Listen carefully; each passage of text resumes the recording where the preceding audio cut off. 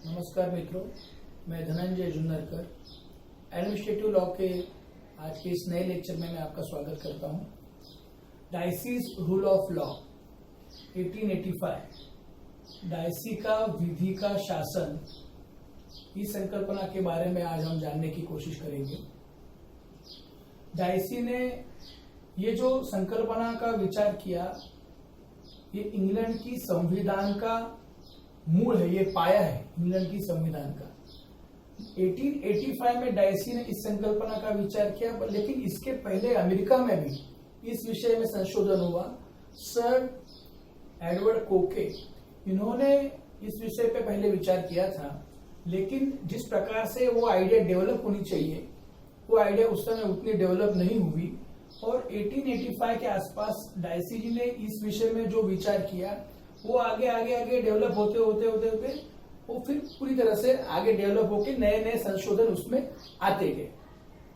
Dicey ने जो 1885 में विचार किया, उसको हम अगर हिंदी में ट्रांसलेशन करते हैं रूल ऑफ लॉ को, तो विधि का शासन। विधि का शासन, अगर विधि अलग करो, शासन आप अलग कर दो, तो अर्थ का अनर्थ हो जाएगा। विधि के सिवा अगर शासन आप करना शुरू कर देंगे, एनआरके हो जाएगी।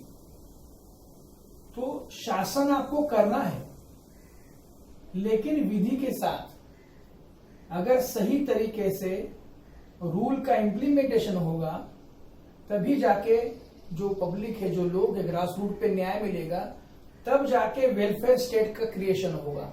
अगर विधि नहीं रहेगा और सिर्फ शासन ही रहेगा, तब काम नहीं होगा। शासन जो है, मतलब रूलर, ये विधि के अंडर होना चाहिए। शासन है, ये विधि के अंडर होना चाहिए। विधि अगर शासन के अंडर जिस दिन चला गया, उस दिन फिर एनआरके होगी, मनमानी होगी, जुल्म होगा, दादागिरी होगी, तकलीफ होगी, डेमोक्रेसी खत्म होगी। ये इस समय उन्होंने जो विचार किया, जब विचार होता था कि राजा कभी गलत नहीं कर सकता, king can do not wrong, इस प्रकार की एक लैटिन मैगजीन भी है कि राजा कभी गलत नहीं हो सकता था। अगर उसी संकल्पना को हम लेंगे और शासन का विधि अगर हम करना शुरू कर देंगे, तो फिर कभी भी डेमोक्रेसी का, जो डेमोक्रेसी के हम लोग को फल मिलते हैं, जो हम समझते हैं कि डेमोक्रेसी के फ्रूट है, आपको जो अधिकार मिलते हैं, जो न्याय, बंधुता, समता, हमारे भारतीय संविधान की जो आत्मा है, वो तीनों वस्तु हम खत्म हो जाएंगे अपने। तो अभी हम विचार करेंगे डायसी का विधि का शासन। तो इसमें 3 विषय पक्के हैं। नंबर 1, सुपरमेसी ऑफ लॉ, मतलब विधि की सर्वोच्चता। दूसरा क्या है? इक्वलिटी बिफोर द लॉ, मतलब विधि के समक्ष समानता। तीसरा क्या है? The predominance of a legal spirit, मतलब कानूनी भावना की प्रबलता। ये तीनों चीजें मैं आपको एक एक करके समझाने की कोशिश करता हूं।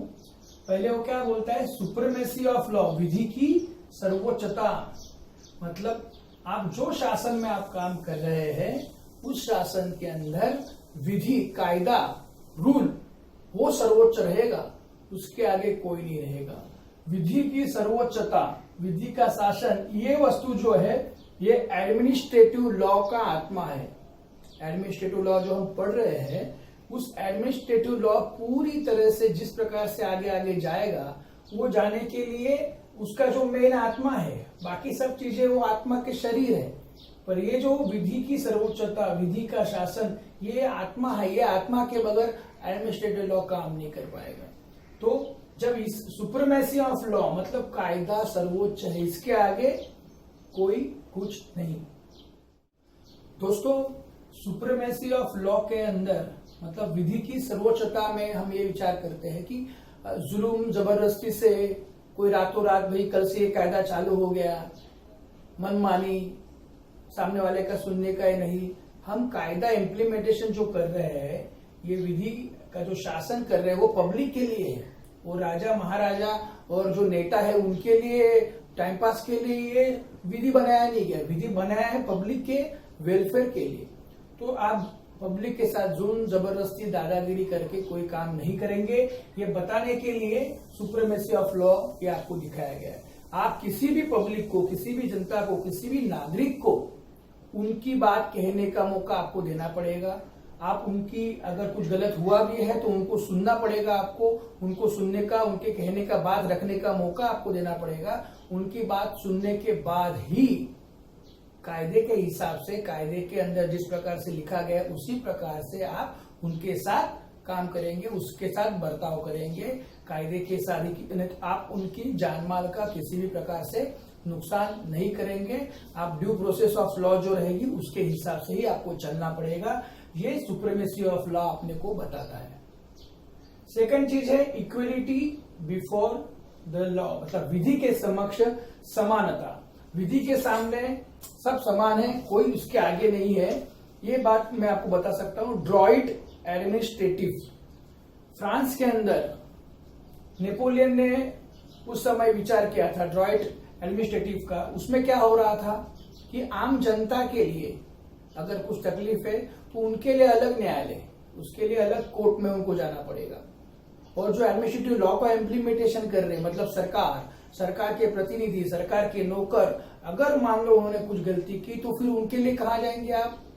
पब्लिक के लिए अलग कोर्ट, और जो जनता के नौकर है, जो सरकार के नौकर है, तो जनता के साथ अगर गलत व्यवहार कर रहे हैं, उनके साथ अगर आपका झगड़ा हो गया तो क्या करेंगे? उनके लिए अलग कोर्ट, तो उनके लिए अलग न्याय हो गया, इसके लिए अलग न्याय हो गया। इस प्रकार का एक ट्रिब्यूनल टाइप का काम ये फ्रांस में चल रहा था। तो ये डाइसी ने फ्रांस की उस संकल्पना को भी विरोध किया और बताया कि भाई इक्वलिटी बिफोर द लॉ, विधि के समक्ष सब समान है। आप सरकार का नौकर है, इसके लिए आपको अलग अदालत में आपकी पेशी होगी, और एक गरीब आदमी ने दूसरा कुछ गुनाह किया तो उसकी अलग अदालत में पेशी होगी, उसको अलग समय से टाइम मिलेगा, अलग टाइम से उसकी सुनवाई होगी, आपके अलग टाइम से सुनवाई होगी। ये प्रकार नहीं चलेगा। आपको दोनों के लिए एक ही कोर्ट होना चाहिए, एक ही प्रकार का न्याय होना चाहिए। फिर वो सरकार का आदमी रहे, सरकार रहे, नेता रहे, राजा रहे, नौकर रहे, एक आम पब्लिक रहे, सबके लिए समानता रहेगी। ये बताने की कोशिश डाइसी ने, इक्वलिटी बिफोर द लॉ मतलब विधि के समक्ष सब समान है, कोई ऊपर नहीं, कोई नीचे नहीं, कोई काला गोरा, कोई धर्म जात वंश का कोई भेदभाव नहीं होगा, ये सब के सब समान है। तीसरा है the predominance of legal spirit, कानूनी भावना की प्रबलता। कानून ही सबसे ज्यादा शक्तिवान रहेगा, कानून के आगे कोई शक्तिवान नहीं रहेगा। कानून ही शक्ति से, सबलता से, ताकत से, न्याय से अपना काम करेगा। इंग्लैंड के अंदर the predominance of legal spirit की आवश्यकता इसके लिए रही थी कि उस समय वहां इंग्लैंड की जो राज्य घटना है वो लिखित स्वरूप में नहीं है, इसके लिए इसका भी वहां ज्यादा महत्व था। उसमें उन्होंने 3 चीजों का जिक्र किया। एक दैहिक स्वतंत्रता, दूसरा आपको अरेस्ट करने से स्वतंत्रता, और तीसरा आपको सभा आप ले सकते हैं, उसके लिए आप स्वतंत्र हो, उसके आपको स्वतंत्रता मिलेगी। ये 3 विषय इन्होंने the predominance of a legal spirit, कानूनी भावना की प्रबलता, मतलब आपको दैहिक स्वतंत्रता, आपके जान माल से आपको बिना पूछे अगर आपसे कोई गलती भी होगी तो आपको ड्यू प्रोसेस ऑफ लॉ अगर आपका नहीं सुना गया, कोई आपको चलो इसको कल सुबह फांसी दे दो, वो नहीं चलेगा। आपकी प्रॉपर्टी का नुकसान कर देगा, वो नहीं चलेगा। आपको सभा लेनी है, कोई काम करना है तो आपको ड्यू प्रोसेस से आप काम करेंगे, आप नहीं करेगा इसको सभा लेने को मत दो, ये नहीं चलेगा। डेमोक्रेसी है। साथ साथ अरेस्ट, भाई इसने सरकार के खिलाफ काम किया, चलो इसको अरेस्ट करके डाल दो, कोई पता नहीं किसका क्या हो रहा है, तो ये सब चीजें नहीं चलेगी। मतलब दैहिक स्वतंत्रता, आपको सभा लेने की स्वतंत्रता और अरेस्ट से आपको प्रोटेक्शन, ये सब जब तक प्रोसेस से नहीं चलेगा, जब तक आपका काम नहीं होगा। ये पूरा ये तीनों विधि का, आप विधि का शासन में ये तीनों क्लॉज, ये तीनों विचार, ये तीनों चीजें पॉइंट मिलके ये प्रिंसिपल डाइसीज रूल ऑफ लॉ बनता है। ये 1885 में डाइसी ने सोचा।